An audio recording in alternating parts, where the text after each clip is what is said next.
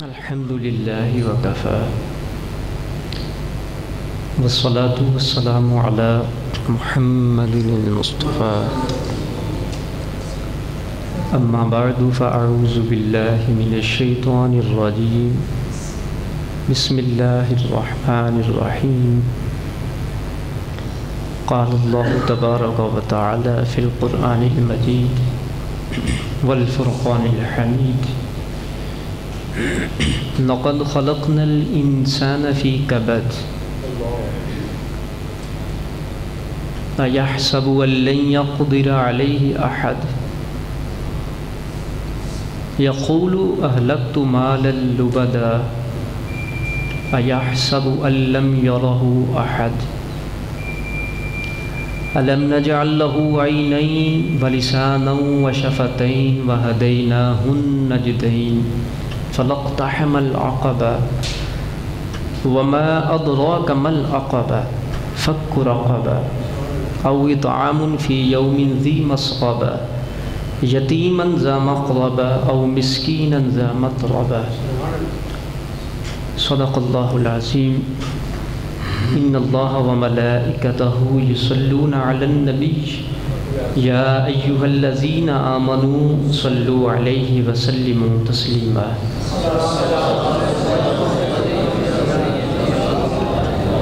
الصلاة والسلام عليك يا رسول الله وعلى آلك وصحبك يا حبيب الله الصلاة والسلام عليك يا شفيع المذنبين وعلى آلك وأصحابك يا رحمة للعالمين. اللہ کی حمد و ثنا کے بعد حضور تاجدار کائنات امام الانبیاء احمد مجتبیٰ جناب حضرت محمد مصطفیٰ صلی اللہ تعالی علیہ وعلی آلہ واصحابہ وبارک وسلم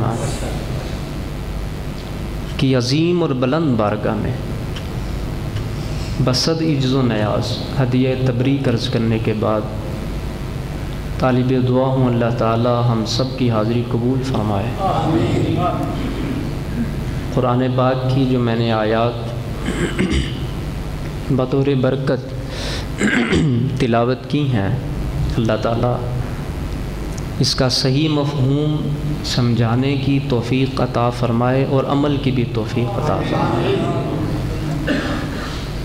آج ہم نے سورۃ البلد کی آیت نمبر 5 سے لے کر آیت نمبر 12 تک آپ کے سامنے تلاوت کی ہیں. یہ آیات بھی انسان کی تربیت کے لیے اور اس کی زندگی کے جو مختلف غیر متوازن پہلو ہیں اللہ تعالیٰ نے ان کے اندر توازن برقرار رکھنے کے لیے اس میں کچھ ہدایات ارشاد فرمائی ہیں. جو بندہ اپنی زندگی کے اندر شریعت کا توازن کھو بیٹھتا ہے اس کو گمراہ کہتے ہیں. وہ چھوٹا گمراہ ہو وہ بڑا گمراہ ہو. اور جو بندہ اپنی زندگی کے اندر اللہ تعالیٰ کے فرامین اور اللہ کے محبوب صلی اللہ علیہ وسلم کے فرامین کو سمجھ کر سن کر اپنی زندگی کا توازن برقرار رکھتا ہے اس کو اللہ تعالیٰ اس دنیا میں بھی اپنی رحمت کا سایہ عطا کرتا ہے اور آخرت میں بھی عطا فرمائے گا.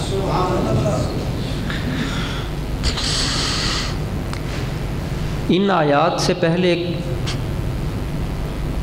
کم از کم 1 منٹ کی تمہید آپ کو میں عرض کر دوں. میں اکثر یہ جملہ کہا کرتا ہوں اور اگر اکثر کی بات کروں تو وہ اس میں سب سے پہلے میں اپنے آپ کو یاد کروانے کے لیے یہ بات کہتا ہوں تاکہ مجھے یاد رہے.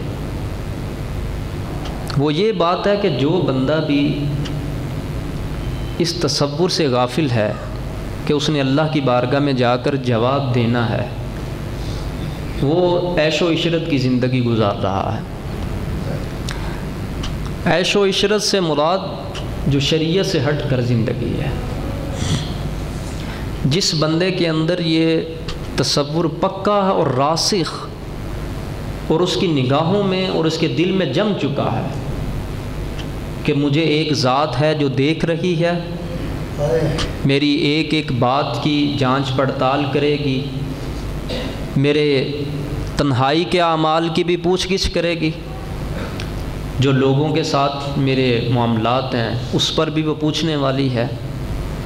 جس بندے کے اندر یہ تصور پختہ ہو جائے، یعنی تصور جواب دہی، اس میں بہت زیادہ بہتری اور بڑی جلدی بہتری آنا شروع ہو جاتی ہے۔ جس بندے نے اپنے نفس کی باغیں ڈیلی چھوڑی ہوئی ہیں، آپ دیکھ لیں جس چیز کو بھی گھوڑا ہے یا سواری ہے، جب تک اس کی باغیں آپ پکڑ کے مضبوط کر کے ٹائٹ کر کے رکھیں گے نا، تو وہ نچائی کی طرف نہیں جا سکتا، نیچے نہیں جا سکتا۔ جیسے ہی آپ نے ہاتھ میں باغیں پکڑی ہوئی ہیں، آپ نے چھوڑی ہیں، تو وہ پھر کھڈے کی طرف، نچائی کی طرف پھر وہ جاتا ہے۔ نفس کا معاملہ بھی ایسا ہی ہے، اور اس کی پوری تصویر کشی کی اللہ تعالیٰ نے ان آیات کے اندر۔ انسان ذلت میں کیوں کر گرتا ہے اور گر کر پھر اپنے لیے کیسی وہ تباہی خود کھڑی کرتا ہے۔ میرے پاس قرآن سے بڑھ کر کوئی اور واضح پیغام کی کتاب نہیں ہے اور نہ ہے کوئی، اس وجہ سے میں نے یہ آیات پڑھی۔ پہلے ترجمہ سن لیں۔ اللہ تعالیٰ ارشاد فرماتا ہے قرآن پاک کے اندر، لَقَدْ خَلَقْنَا الْإِنسَانَ فِي كَبَدٍ، تحقیق ہم نے انسان کو مشقت میں پیدا کیا۔ أَيَحْسَبُ أَن لَّن يَقْدِرَ عَلَيْهِ أَحَدٌ، کیا یہ انسان گمان کرتا ہے کہ اس پر کوئی بھی قدرت پانے والی ذات نہیں ہے؟ اور آگے ارشاد فرمایا، يَقُولُ أَهْلَكْتُ مَالًا لُبَدًا، اور یہ لوگ تو اکثر کہتے ہیں جملہ، يَقُولُ أَهْلَكْتُ مَالًا لُبَدًا، میں نے ڈھیر سارا مال فنا کر دیا، خرچ کر دیا۔ أَيَحْسَبُ أَن لَّمْ يَرَهُ أَحَدٌ، کیا یہ گمان کرتا ہے کہ اس کو کوئی دیکھ نہیں رہا؟ أَلَمْ نَجْعَل لَّهُ عَيْنَيْنِ، کیا ہم نے اس کو دو آنکھیں نہیں دی؟ وَلِسَانًا وَشَفَتَيْنِ، کیا ہم نے اس کو زبان نہیں دی، ہم نے اس کو ہونٹ نہیں دیے؟ اور آگے پھر ارشاد فرمایا، فَلَاقْتَحَمَ الْعَقَبَةَ، دشوار راستے سے گزرنے کی اس نے ہمت نہ کی۔ میں آگے تفسیر میں عرض کرتا ہوں وہ دشوار راستہ کون سا ہے۔ وَمَا أَدْرَاكَ مَا الْعَقَبَةُ، تم کیا جانو کہ وہ دشوار گھاٹی کیا ہے۔ فَكُّ رَقَبَةٍ، غلام آزاد کرنا، گردن آزاد کرنا بہت اچھی بات ہے۔ او اطعام فی یوم ذی مسغبہ، جس دن فاقہ ہو، جس دن فاقہ ہو، جس دن فاقہ ہو، اس دن کسی غریب کو کھانا کھلانا، یتیم کو کھانا کھلانا بہت اچھی بات ہے۔ اللہ اکبر۔ یعنی کھانا کھلانے کی فضیلت تو اسلام میں بہت زیادہ ہے، مگر جن دنوں میں فاقہ ہو، او اطعام فی یوم ذی مسغبہ، مسغبہ وہ دن ہوتا ہے جس دن میں فاقہ کشی ہو۔ اور اللہ تعالیٰ نے فرمایا کہ جو بندہ اس دن اپنے کسی قریبی کو فاقہ کش، قریبی فاقہ کش جو ہے، اس کو کھانا کھلاتا ہے، یتیماً ذا مقربہ، ایسا یتیم جو قریبی ہے، او مسکیناً ذا مطربہ، خاک نشین مسکین کو جو کھانا کھلاتا ہے، یہ بہت اچھے کام ہے، یہ انسان کو توازن میں رکھنے والے کام ہے۔ یہ آیات کا میں نے سیدھا ترجمہ کر دیا آپ کے سامنے، اب ان آیات کی تشریح کرتے ہیں۔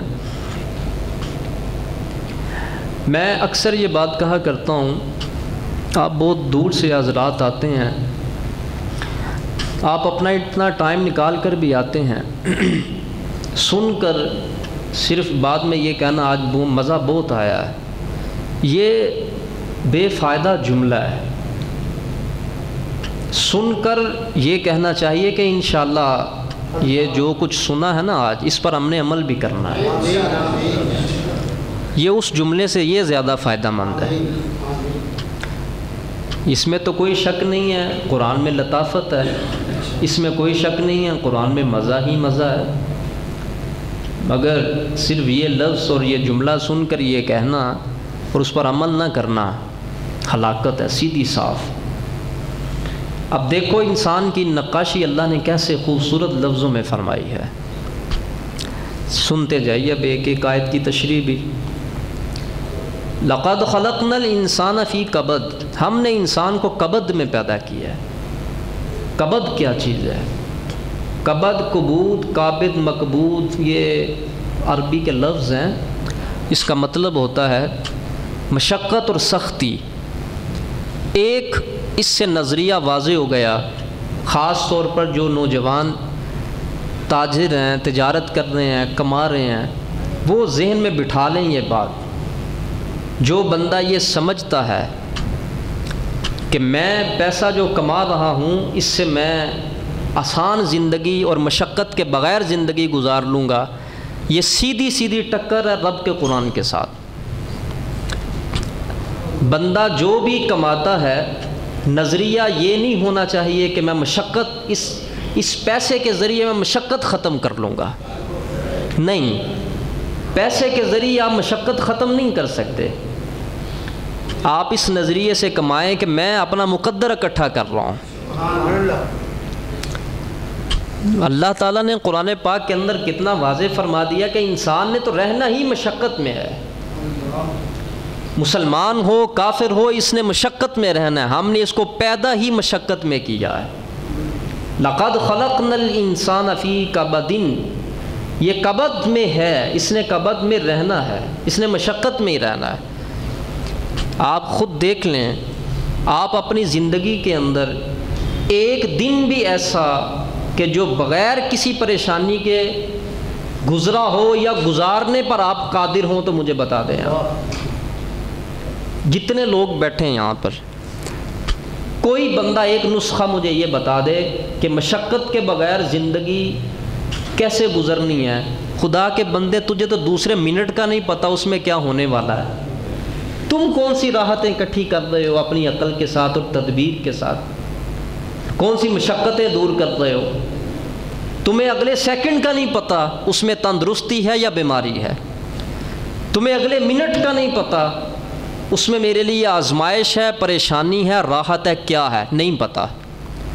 تو اگر نہیں پتہ تو قرآن نے کتنی واضح لفظوں کے اندر ہماری اصلاح فرمائی ہے۔ لقد خلقنا الانسان فی کبد، وہ نیک ہے یا برا ہے اس نے مشقت میں رہنا ہے۔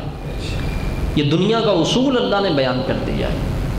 اب کوئی بھی شخص، ہمارا جو نظریہ ہے، جب باپ بڑی سمجھداری کے ساتھ اپنے بیٹے کو ایک لسٹ بنا کے دے رہا ہوتا ہے نا کہ بیٹا کامیابی حاصل کرنی ہے تم نے، اس کامیابی کے اندر وہ 2-3 چیزیں جو بتاتا ہے اس میں کیا چیزیں ہیں، تم نے پڑھنا اچھے طریقے سے ہے، اس کے بعد اچھی جگہ پہ جاب کرنی ہے، تم نے پیسہ کمانا ہے، خوشحال زندگی گزارنی ہے۔ یہ مسلمان ہے جس کی لسٹ کے اندر جو کامیابی کی لسٹ مرتب کر رہا ہے نا، جو مسلمان اپنی اولاد کے لیے، اس کی کامیابی کی لسٹ کے اندر اللہ اور اللہ کے رسول کی فرما برداری کا کوئی حصہ موجود نہیں ہے، اور یہ اپنے بچوں کی تربیت کر رہا ہے، اور تربیت بھی کامیابی پہ کر رہا ہے کہ بیٹے کامیاب کیسے ہونا ہے۔ اس کامیابی کے اندر ایک جملہ بھی وہ نہیں شامل ہوتا کہ اللہ اور اللہ کے رسول کی فرما برداری کرنی ہے تم نے، تمہاری نماز کوئی نہ چھوٹے ورنہ ناکامی ہے، جھوٹ نہ بولنا ورنہ ناکامی ہے، فراڈ نہ کرنا، آنکھ کا غلط استعمال نہ کرنا ورنہ ناکامی ہے۔ یہ چیزیں جب باپ بچے کو لسٹ دے رہا ہوتا ہے نا، شامل نہیں ہوتی اندر۔ اسی سے ہی سمجھ لگ جانی چاہیے ہم اولاد سے کیا چاہتے ہیں، ہم کیا چاہتے ہیں۔ واضح اور سادہ اصول ہے، جو بیج رہے ہیں وہی کاٹنا ہے۔ جب بیجا ہی نہیں اچھی چیز اندر رکھی نہیں ہے تو تصور کہاں کا لے رہے ہو بچے سے کاٹنے کا؟ جو دیا ہے وہی دے گا نا آپ کو، وہ جو آپ نے رکھا ہے وہی آپ کو دے گا، وہ جو آپ نے اس کے سینے میں رکھا ہے بچپن کے اندر اور جو پانی دیا ہے بڑا ہو کے اس نے وہی دینا ہے آپ کو۔ آپ نے جب اس کو یہ تصور دیا ہی نہیں ہے کہ بیٹا تمہاری کامیابی کے اندر یہ چیزیں بھی داخل ہیں اور یہ دین کی یہ چیزیں داخل ہیں، حضور علیہ الصلاۃ والسلام کے فرمودات یہ داخل ہیں، جب یہ چیزیں دی نہیں ہیں تو تصور کیسا پھر اولاد سے لینے کا؟ آج بیٹا بات نہیں سنتا ہے، باپ چارپائی پہ بیمار پڑا ہے، کھانستا ہے، اور بیٹا دوستوں کے اندر مشغول ہے، باہر چونکوں میں کھڑا ہوا ہے۔ اگر اس پر افسوس ہے تو افسوس پہلے اپنے اوپر بھی ہونا چاہیے، میں نے کہاں کسر چھوڑی ہے ایسی پہ، میں نے کہاں غلطی کی ہے، میں نے تربیت کے اندر، یہ دیکھو نا چھوٹا سا بچہ ہے، یہ آپ کے اوپر زور آور ہے، ابھی تو آپ کے ہاتھ میں ہے نا، 6 ماہ کا، 1 سال کا، 2 3 4 سال کا آپ کے ہاتھ میں ہے، نابالغ ہونے سے پہلے اس کو اتنی سدھ بدھ نہیں ہوتی، وہ آپ کے ہاتھ میں ہے۔ جب آپ نے اپنے ہاتھوں میں ہی اس کو خراب کر دیا ہے تو اب آپ کیوں پریشان ہیں جب وہ آپ کو پریشان کر رہا ہے؟ پریشانی کا بدلہ پریشانی ہے، اچھائی کا بدلہ اچھائی ہے، سکھ کا بدلہ سکھ ہے اور دکھ کا بدلہ دکھ ہے۔ جس طرح کا بیج رکھنا ہے اسی طرح کی ہوا لینی ہے، جو اندر بیج رکھا ہے وہ پھر اسی طرح کا پھل لائے گا، وہی چکھنا اور وہی کھانا، اور وہ کھا بھی رہے ہیں، اور کھانے کے باوجود بھی اگر نصیحت مل جاتی تو وہ بھی نہیں مل رہی۔ بڑی اولادوں نے اپنے ماں باپ کو بڑے کڑوے پھل کھلا دیے مگر ابھی تک عقل ٹھکانے ماں باپ کی بھی نہیں آ رہی ہے، اولاد کو بار بار پکڑتے ہیں، بچہ نہیں بات مانتا ہے، بیٹا میری فرما برداری نہیں کرتا ہے، تو آپ خود بہت سمجھدار ہیں، جس وجہ سے آپ نے قرآن سے رہنمائی لینا پسند نہیں کیا ہے۔ بچے کے اندر جو بیج رکھا تھا وہ آپ کو پھل کھلا تو رہا ہے، اب کھائیں، آپ جیسا بیج رکھا ہے اس نے ویسا ہی پھل کھلانا ہے آپ کو۔ تو کاش کڑوا پھل کھا کے بھی سمجھ جاتے کہ میں نے بیج ٹھیک نہیں رکھا ہوا تھا، میں نے تربیت کا بیج اچھا نہیں رکھا تھا، اب بھی میں سمجھ جاؤں، مگر اب بھی سمجھ نہیں آئی۔ کس وجہ سے؟ کیونکہ ہم بچے کو دنیا میں باپ یعنی باپ بچے کو ترقی دینا چاہتا ہے۔ کتنے کو والد ہیں جنہوں نے آج تک اپنے بنائے ہوئے فارمولہ کے اوپر اپنی اولاد کو بڑا ترقی یافتہ کر دیا ہوا ہے۔ یہی مسلمان کا فرق تھا قرآن کے اندر۔ مسلمان عقل پرست نہیں ہوتا، مسلمان خواہش پرست نہیں ہوتا، مسلمان نفس پرست نہیں ہوتا، اور مسلمان اپنے من کی مرضی کا پرست نہیں ہوتا ہے۔ اللہ تعالیٰ نے قرآن پاک میں مسلمان کا جو تعارف کروایا ہے وہ پیروی کا تعارف کروایا ہے، فرما برداری کا تعارف کروایا ہے۔ تو بے لگام نہیں ہے، تو عقل پرست نہیں، خواہش پرست نہیں ہے، تو نفس پرست نہیں، جو اندر آئے وہی کرنا ہے میں نے، یہ تیرے لیے کھلی چھوٹ نہیں ہے، ہم نے تجھے کسی کی فرما برداری کا حکم دیا ہے، اور وہ سمجھ وہ کون سی ذات ہے جس کی فرما برداری کا میں خدا تجھے حکم دے رہا ہوں، اور وہ کون سی ذات ہے؟ انسانوں کے اندر امام الانبیاء سید المرسلین کی ذات ہے۔ آج یہ لفظ عجیب لگتا ہے، لوگ داڑھی نہیں رکھتے ہیں، کس وجہ سے؟ ہمارے ہی مسلمان ہیں نا، جس نے داڑھی رکھی ہے احترام کا لفظ مولوی ہے، اور جس معنوں میں ہم بولتے ہیں وہ ہمیں پتہ ہے، خود پتہ ہے، اور جس انداز میں ہم پکارتے ہیں وہ انداز کا بھی ہمیں پتہ ہے۔ مجھے آج تک یہ بات نہیں سمجھ آئی کہ مسلمان کو داڑھی سے اتنی مخالفت مسلمان کو کیوں ہے؟ اس مسلمان کو داڑھی شریف سے مخالفت کیوں ہے؟ جس بندے نے پڑھ لکھ کے دنیا اتنی گزار کے پھر بھی نبی پاک صلی اللہ علیہ وسلم کی سنت کی خلاف ورزی کرنی بھی ہے اور مخالفت بھی کرنی ہے، مجھے آج تک یہ نہیں سمجھ آئی۔ اور سارے کام کر لیتا ہے آسانی کے ساتھ، داڑھی بڑی مشکل ہے نوجوان پر۔ اس کا ایک نصاب ہے ہمارے گھروں کے اندر جو ماں اور باپ ہمیں دیتے ہیں کہ تیری داڑھی رکھنے کا جو وقت ہے نا وہ یہ وقت ہے، یہ تو ہم نے ماں باپ سے سیکھنا ہے نا۔ ہمیں اس جگہ پر شریعت کی کیا ضرورت ہے؟ نماز سکھائے تو مولوی سکھائے، طہارت کے مسائل سکھائے تو عالم سکھائے، پاک کیسے ہونا وہ عالم سکھائے، مگر داڑھی کا نصاب ماں دیتی ہے بچے کو اور باپ دیتا ہے۔ بیٹا پہلے اتنی رکھنی ہے، بعد میں اس وقت میں اتنی رکھنی ہے۔ جس گھر کے اندر حالت یہ ہو تو وہاں پر تعویذ کیا کرنے ہیں؟ وہاں نافرمانی کا اتنا بڑا جو تعویذ پہنا ہوا ہے، پہنایا ہوا ہے۔ تعویذ کیا ہوتا ہے؟ نبی پاک صلی اللہ علیہ وسلم کی جہاں پر سنت کا قتل ہو رہا ہو وہاں کس تعویذ نے اثر کرنا ہے؟ جہاں پر حضور صلی اللہ علیہ وسلم کی کھلم کھلی شریعت کی نافرمانی کا حکم ماں باپ خود دے، وہاں کس تعویذ کی توقع ہم رکھتے ہیں؟ اور تعویذ کیا ہے؟ تعویذ بھی تو انہی کا ہی حکم ہے، تعویذ بھی تو انہی کا ہی نام ہے، اور تعویذ بھی تو اللہ کا ہی نام ہے نا۔ اس سے برکت لینی ہے، اس سے برکت لینی ہے تو رب کا جو قرآن اتنا بڑا تعویذ بن کے کہہ رہا ہے، کیا کہہ رہا ہے ہمیں؟ اَيَحْسَبُ أَن لَّن يَقْدِرَ عَلَيْهِ أَحَدٌ۔ کتنا خوبصورت جملہ ہے یہ، متصل بات میں۔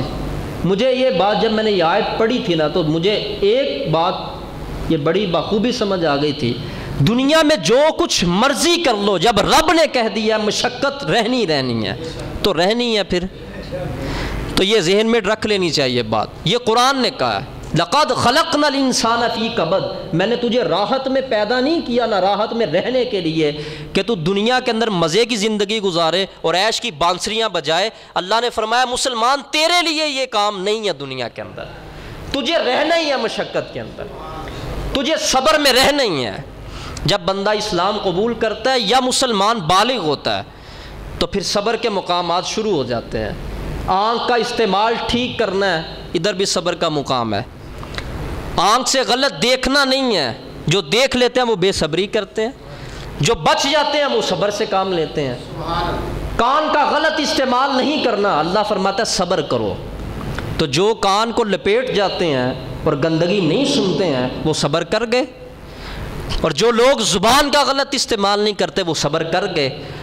تو یہ صبر وہ نہیں ہے جو روٹیاں ملے تو صبر، کچھ معنی تو وہ ہے جو ہم نے خود اپنے بڑوں سے سنے ہوئے ہیں، بس ادھر ہی ہے۔ شکر بھی وہ جو میں نے پچھلے جمعہ کو کہا، شکر بھی وہی ہے کہ کھانا کھایا تو بعد میں شکر ہے، نہ ملا تو صبر ہے۔ یہ صبر اور شکر جتنے بڑے مفہوم ہیں نا، ہم نے ان کو اتنا ہی چھوٹا کر کے رکھا ہوا ہے۔ صبر کا مطلب ہوتا ہے روکنا، اور روکنے کا مطلب ہوتا ہے ہر گناہ سے اپنے آپ کو روکنا۔ اور جب یہ مقام بن جاتا ہے تو پھر اللہ تعالیٰ فرماتا ہے ان اللہ مع الصابرین، یہ جتنے بھی لوگ اپنے نفس کو روکنے والے ہیں ان کا مقام دنیا میں یہ ہے کہ خود اللہ ان کے ساتھ ہوتا ہے، خود اللہ ان کے ساتھ ہوتا ہے۔ داڑھی شریف رکھی ہے نا، خواہش کہتی ہے کٹواؤ، کیوں؟ کیونکہ شیطان نے اس میں حسن رکھا ہوا ہے، کہتا ہے اس میں حسن ہے۔ تو جو داڑھی والے وہ بے حسن ہوتے ہیں۔ داڑھی شریف کو جس کو حضور فرما رہے ہیں یہ ذریعہ حسن ہے۔ میں اپنے نبی کی بات مانوں اب یا دنیا کے کسی جو لوگ کہتے ہیں بڑے عقل مند ہیں؟ اور یہ کیوں ایسا کیا جاتا ہے؟ داڑھی کو قتل کرنے کے، شہید کرنے کے 12 ڈیزائن لکھے ہوئے اور لگائے ہوئے ہیں ادھر۔ بتاؤ اس میں سے کس انداز میں تم اپنے نبی کی سنت کی جو ہے نا وہ شہادت لینا چاہتے ہو، بتاؤ۔ تو نوجوان بتاتا نہیں ہے پھر مجھے یہ ڈیزائن بنا کے دو چہرے کے اوپر، اس کے لیے کیا اتنا کافی نہیں تھا کہ یہ سنت کو شہید کر رہا ہے؟ اور شہید بھی دیکھو پھر کس انداز میں کر رہا ہے۔ یہ گناہ ایک، اور گناہ کے اندر پھر گناہ کی چاہت دو، اور پھر گناہ کے اندر اپنی من مرضی یہ تیسری چیز۔ یہ ایک وقت میں کتنے گناہ اکٹھے کر کے ہمارے اوپر ڈالے گئے ہیں، اور ہم لوگ اس کے باوجود بھی بڑے سمجھدار ہوتے ہیں ہم۔ سنو پھر رب کا قرآن کیا ہے۔ اللہ فرماتا ہے اَيَحْسَبُ أَن لَّن يَقْدِرَ عَلَيْهِ أَحَدٌ، کیا یہ انسان گمان کرتا ہے کہ اس پر کوئی قدرت پانے والا نہیں ہے؟ فرمایا میں خدا ہوں، میں نے تجھے پیدا کیا ہے، میں نے تجھے تیری ماں کے پیٹ کے اندر خوراک دی، اور میں نے ہی تیرا ذریعہ معاش مقرر کیا، میں نے ہی تجھے پالا۔ اور جس وقت تو زندگی میں دنیا میں آنے لگا ایک بال برابر بھی تیری قدرت نہیں تھی کہ تو بچ پاتا، تجھے خدا نے دی قدرت، اور خدا نے اپنی قدرت کا سایہ رکھا تجھ پر، تو دنیا میں آیا۔ تو کیا سمجھتا ہے اَيَحْسَبُ أَن لَّن يَقْدِرَ عَلَيْهِ أَحَدٌ، کہ کوئی اس پر قادر نہیں ہے کہ جو اس کو پکڑے گا؟ اور پھر انسان جس وقت بہت زیادہ ڈٹھائی کرتا ہے نا، جس کو کہتا ہے بہت چوڑا ہو جاتا ہے جب، تو پھر چوڑا ہو کے یوں کہتا ہے یقول اہلکت مالا لبدا، دیکھ لو آپ مجلسیں بیٹھے ہوتے ہیں لوگ اپنی شاہ خرچیوں کا ذکر کرتے ہیں، ہم اتنے بڑے شاہ خرچ ہیں، اللہ نے اس کا ذکر قرآن میں فرمایا ہے، اور حماقت ہے اس بندے کی مگر یہ خوش ہو رہا ہوتا ہے۔ جو قوم اپنی حماقت پر خوش ہو رہی ہو، اس نے رب کو راضی کیا کرنا ہے، جس کو اصول رضا کا پتہ نہیں ہے۔ کہتا کیا ہے، یقول اہلکت مالا لبدا، میں نے ڈھیروں مال فنا کر دیا۔ آج دیکھو نا آپ شادیوں کے اندر اور جب دعوتیں ہوتی ہیں، جب دیگر کام ہوتے ہیں رکھ رکھاؤ کے، کتنا مال فنا کرتے ہیں لوگ، اور فنا کرنے کے بعد کہتے ہیں میں نے کوئی کسر نہیں چھوڑی بیٹے کی شادی کرنی میں نے ہر خواہش اس کی پوری کی ہے، میں نے اتنا مال خرچ کر دیا، میں نے فلاں کام بھی کیا، میں نے فلاں کام بھی کیا۔ ہاتھ جوڑ کے بات عرض کروں گا، یہ جو اپنی شاہ خرچیوں کا ہم ذکر کرتے ہیں نا، اور اپنی دعوتوں میں 10 12 ڈشز ہم دسترخوان کے اوپر رکھ دیتے ہیں اور اس کا ذکر کرتے ہیں نا ہم، تو اللہ قرآن میں کیا فرماتا ہے، یقول اہلکت مالا لبدا، یہ کہتا ہے کہ میں نے اتنا مال خرچ کر دیا۔ ایحسب ان لم یرہ احد، کیا تیرے دماغ میں یہ بات موجود نہیں ہے کہ تجھے ایک خدا دیکھ بھی رہا ہے، وہ تجھے پوچھنے بھی والا ہے۔ زید صاحب، چودھری صاحب، فلاں صاحب، میں نے اپنے بیٹے کی شادی اس انداز میں کی ہے تاکہ اس کی کوئی بھی تمنا اور کوئی بھی خواہش باقی نہ رہ جائے، اپنی زندگی کے اندر میں نے اس انداز میں یہ معاملات کیے ہیں۔ جس کو بندہ ہاتھ اٹھا کے اپنے فخر کا باعث کر رہا ہے، اللہ اس کے اوپر گرفت کی آیت نازل فرما رہا ہے۔ اللہ تعالیٰ اس انسان کے اوپر حماقت کے حکم کو واضح کر رہا ہے کہ یہ کتنا احمق بندہ ہے، کتنا احمق بندہ ہے یہ، کہ یہ کہتا ہے میں نے اتنا مال، جو مال اللبدا، کہتے ہیں پھر کیا ہوا، شادی زندگی میں ایک بار ہونی ہے، کھل کے اسلام کی مخالفت کی جائے، شریعت کی تو کرنی چاہیے۔ پیسہ نہیں ہے ہمارے پاس جب ہم نے مسجد میں دینا ہو، نہیں ہے ہمارے پاس پیسہ جب ہم نے خدا کی راہ میں دینا ہو۔ آج شادی پہ بلایا جائے یا ہم نے کوئی فنکشن کرنا ہو، پھر ہم دیکھتے ہیں کیسے پیسہ نہیں نکلتا ہے، اور اس بات کے اوپر افسوس نہیں ہے کیونکہ یہ تو قرآن نے انسان کا تجزیہ پہلے سے بیان کر دیا۔ اور اللہ تعالیٰ نے قرآن میں جو آگے ارشاد فرمایا کہ کیا یہ سمجھتا ہے کہ میں پیسہ اڑا رہا ہوں، میں خرچ کر رہا ہوں، مجھے کوئی دیکھ نہیں رہا؟ الم نجعل لہ عینین ولسانا وشفتین، کیا ہم نے تجھے 2 آنکھیں نہیں دی؟ یہ آنکھیں ہیں کوئی بھینس کی آنکھیں تو نہیں ہیں جو فرق نہیں کر سکتی، یہ انسان کی آنکھیں ہیں۔ زبان دی ہے ہم نے تجھے، کوئی جانور کی زبان تو نہیں ہے جو بیان نہ کر سکے۔ وشفتین، ہم نے تجھے ہونٹ دیے ہیں، ہونٹ دیے، تجھے آنکھیں دی، تجھے زبان دی، تو یہ سب کچھ ہم تجھ سے پوچھیں گے۔ یہ تیری مرضی نہیں ہے کہ میرا جسم ہے میں جو کچھ مرضی کرتا پھروں۔ تم کون ہوتے ہو میری زندگی کے اندر انٹرپٹ کرنے والے؟ ہاں، ہم نہیں ہوتے آپ کی زندگی میں انٹرپٹ کرنے والے، اور نہ ہی اسلام کسی کو اجازت دیتا ہے دخل اندازی کی، مگر اسلام تربیت کی اجازت ضرور دیتا ہے، اس کو احسن انداز میں کیا جائے۔ اللہ تعالیٰ نے جب یہ ساری چیزیں گنوا دیں، ہم نے تجھے آنکھیں بھی دی، ہونٹ بھی دیے، ہم نے تجھے زبان بھی دی، ہم نے تجھے مال بھی دیا، ہم نے تجھے سب کچھ دیا، اور آگے پھر ارشاد فرمایا فلقتحم العقبہ، یہ مشکل راستے سے گزرنا نہیں چاہتا۔ وہ مشکل راستہ کون سا ہے؟ مشکل راستہ یہی ہے جب شیطان کی بات نہ مانی جائے، نفس کی بات نہ مانی جائے، دین کے مطابق چلا جائے، یہ مشکل راستہ ہے۔ اللہ نے قرآن میں پہلے ہی فرما دیا فلقتحم العقبہ، یہ دشوار گزار گھاٹی میں سے نہیں گزرے گا۔ وما ادراک ما العقبہ، تمہیں کیا پتا ہو وہ دشوار گزار گھاٹی کیا؟ آج ہمارے دلوں کے اندر یہ چاہت تو پیدا ہو جاتی ہے نا، میں سوؤں تو مجھے خواب میں یہ نظارے آئیں، میرے اوپر کرم نوازی کی بارشیں ہو، تو اللہ تعالیٰ نے قرآن کے اندر تجزیہ صدر انسانی کر نہیں دیا کہ یہ دشوار گزار گھاٹی سے نہیں گزرے گا۔ اور وہ دشوار گزار گھاٹی کیا ہے؟ جس وقت مال بک نہ رہو اور گاہک سامنے اور بندہ کا سودا اڑ جائے، ادھر فٹافٹ 10-12 جھوٹ کٹھے کر کے پھینکتا ہے۔ یہ دشوار گزار گھاٹی تھی، ادھر سے گزرنا ہی کام تھا، اور ادھر ہی توکل خدا پر رکھنا کام تھا، جدھر پر چھوڑ دیا اس نے۔ سامنے گناہ دعوت دے رہا ہے. یہ دشوار گزار گھاٹی تھی کہ شیطان کی بات نہ مانتا، مگر اس نے مانی اور اس میں سے گزرا نہیں ہے. تو اللہ تعالیٰ نے فرمایا یہ بلندی کی طرف نہیں جاتا، یہ پستی کی طرف جاتا ہے. ہم نے اس کو بلند ہونے کے لیے پیدا کیا مگر یہ پستی کی راہ کو اختیار کر رہا ہے. تو جب یہ ساری آیتیں انسان کی تربیت کر رہی ہیں اور یہ بتا رہی ہیں کہ جس بندے نے دین پر چلنا ہے اس کو مشکلات آئیں گی. جس شخص نے دین پر چلنا ہے اس نے کسی پر احسان نہیں کرنا، اس نے اپنی ذات کی بہتری کرنی ہے. اور رب نے تو قرآن میں فرما دیا واضح طور پر تمہیں آئیں گی مشکلات، کیونکہ دین پر چلنا یہ دشوار گزار گھاٹی ہے. فَلَقْتَحَمَ الْعَقَبَةَ، اپنے بھی مخالفت کریں گے، باہر والے بھی مخالفت کریں گے. سگی آپ کے قرب میں 24 آور رہنے والی بغل کی جو بیوی ہے ساری زندگی جو آپ سے کھاتی وہی مخالفت کرے گی. بچے بھی مخالفت کریں گے، ابو آپ کو کیا ہو گیا، آپ شریعت کی باتیں کرتے ہیں آپ وقت. اللہ نے تو فرما دیا ہوا قرآن کے اندر یہ گھاٹی بڑی مشکل گھاٹی ہے اور اس میں سے کوئی گزرے گا، اور وہی گزرے گا بندہ کہ جس نے اپنی اولاد کو بچپن کے اندر اس راہ پر ڈال دیا. بہت مشکل کام ہے یہ، جس وقت سارا نظام سینے کا ٹیوننگ ساری خراب کر دی گئی تو اب اس کے بعد ایک دعا اور ایک تعویذ کیا اثر کرے گی. 15 سال جس ادارے نے آپ کے بچے کی تربیت کر کے اس مقام پر حضرت پہنچا دیا ہے، اب 15 منٹ میں وہ بیماری تو اندر سے نہیں نکلے گی.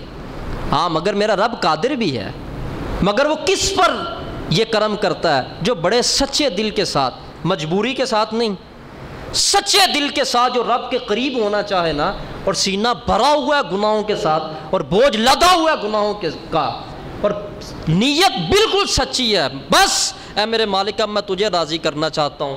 تو یہ کوئی بعید نہیں ہے کہ وہ چوری کرنے آئے تو غوث الاعظم رضی اللہ تعالیٰ عنہ جبہ پہنا کے کتب بنا دیتے ہیں. ایسا بھی ہوتا ہے مگر سچے طالب کے لیے ہوتا ہے. اور آگے ارشاد فرمایا، ان آیات کا ترجمہ کر کے اجازت چاہتا ہوں، چونکہ عرب کے اندر غلام آزاد کرنے کو بہت دشواری کا باعث سمجھا جاتا تھا. یہ اس وقت کی آیت، فک رقبہ، گردن آزاد کرو، یہ بہت مشکل کام ہے، یہ تمہارے نفس کو جھکانے والا کام ہے. امام زین العابدین رضی اللہ تعالیٰ عنہ نے جیسے یہ آیت سنی، آپ نے فوراً اپنے غلاموں میں سے سب سے بہترین غلام جس کی قیمت سب سے زیادہ تھی کہا، جا میں تجھے خدا کی رضا کے لیے آزاد کرتا ہوں. اس کے بعد اللہ تعالیٰ نے جو فرمایا میں وہ پیغام پر اپنا بیان ختم کرتا ہوں. اطعام فی یوم ذی مسغبہ، جب فاقہ کا دن ہو تو اللہ نے فرمایا اس دن کے اندر کھانا کھلانا ہے، بہت اچھی بات ہے. فاقے کے دن پیچھے گزرے ہی ہیں، استطاعت والوں نے کھانے کھلائے ہیں، لوگوں کو مال دیا، انہوں نے ان کی دیکھ بھال کی ہے ان کے. اللہ کو یہ عمل بہت پسند ہے.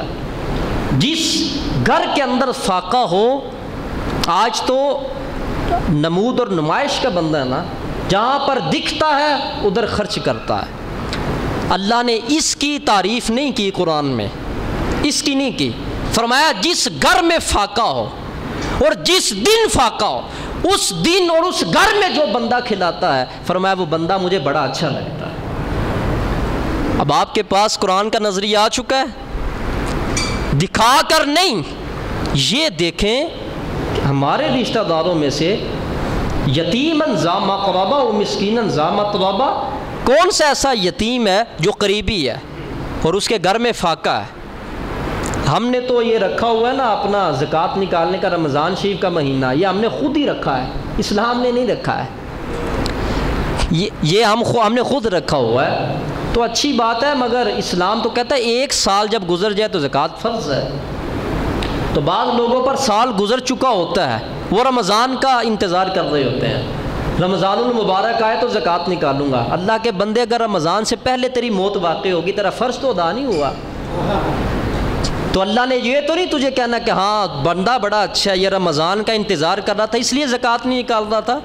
یہ تو نصاب دیے ہی نہیں رب نے تو یہ نصاب دیا ہے، سال گزر جائے وہ رمضان میں پورا ہو یا غیر رمضان میں پورا ہو، زکوٰۃ نکالو بس. یہ دین کا اصول ہے، یہ اسلام کا سادہ سا اصول ہے. بتائیے گا سچ سے ہم اس اصول پر عمل نہیں کرتے ہیں۔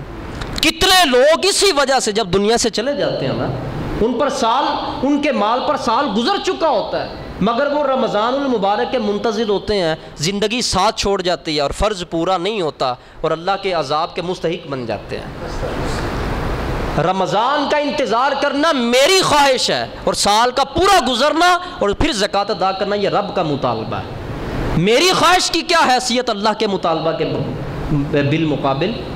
تو اپنی زکوٰۃ کا جو نصاب ہے وہ رمضان تک نہ اٹکا کے رکھو کہ رمضان آئے گا تو جیب کے اندر سے پیسہ نکالنا میں نے۔ یہ کوئی شریعت کا حکم نہیں ہے، یہ سب طبیعت کا حکم ہے۔ شریعت کا حکم یہی ہے پورا سال گزرے تو اپنی زکوٰۃ نکال دو، اور رمضان میں پورا ہوتا ہے یا غیر رمضان کے اندر پورا ہوتا ہے۔ تو رب ذوالجلال نے ہمیں ان آیات میں جو تربیت فرمائی اس کا خلاصہ یہی ہے، جس بندے کو مرنا یاد ہے اور اللہ کی بارگاہ میں جواب دینے کا تصور یاد ہے وہ ان باتوں پر ضرور عمل کرتا ہے۔ اور جو بندہ موت سے ہی غافل ہے، آپ نے پھر دیکھا یہ لوگ کیا کر رہے ہیں، جتنے لوگ موت سے غافل ہیں اور اللہ کی بارگاہ میں جواب دینے کو کہتے ہیں اللہ خیر کرے گا، یہ ایک لفظ ہے، یعنی شراب بھی پیے جا رہے ہیں اور گناہ دیگر بھی کیے جا رہے ہیں، کانوں کا غلط استعمال بھی کیے جا رہے ہیں، حرام بھی کمائے جا رہے ہیں، اللہ خیر کرے گا۔ کس قدر اللہ تعالیٰ کی ذات کے اوپر بہتان باندھ رہا ہے یہ، اللہ خیر کرے گا۔ اللہ خیر کرے گا اس وقت جب خیر والے کام کیے جائیں گے، اور خیر والے کام کرنے کے بعد کہا جائے کہ اب اللہ خیر کرے گا۔ یہ ہے صحابہ کرام کا جملہ۔ صحابہ کرام کو جنت کی بشارتیں حضور نے دی تھی نا، اس کے بعد انہوں نے یہ تو نہیں کہا اب کھلی چھٹی ہے اب جو مرضی کرو، وہ جنت کی بشارتیں لینے کے باوجود بھی اتنا روتے تھے کہ آنکھیں نیچے سے ساری سیاہ ہو جاتی تھی۔ تو خیر والے کام کیے بغیر خیر نہیں ہونی، خیر کے کام کرنے ہیں تو پھر چھوڑو اللہ پر، یا اللہ جو میری استطاعت میں تھا، یعنی رب کا حکم ہے کہ یہ نہ کر، میں ٹکر لے رہا ہوں اور میں کر بھی رہا ہوں، پھر بعد میں کہنا اللہ خیر کرے گا، یعنی اللہ کی بات نہیں ماننی اور رب سے خیر مانگنی۔ یہ ایک ایسی خیر ہے جو بات نافرمانی کر کے مانگ رہا ہے، خیر مانگو فرما برداری کرنے کے بعد اور پھر خیر ملے گی۔ یہی میری تقریر کا پوائنٹ ہے، اس سے آگے انشاءاللہ اگلے جمعہ کو ہم شروع کریں گے۔ اللہ تعالیٰ ہم سب کو عمل کی توفیق عطا فرمائے۔ وما علینا الا البلاغ۔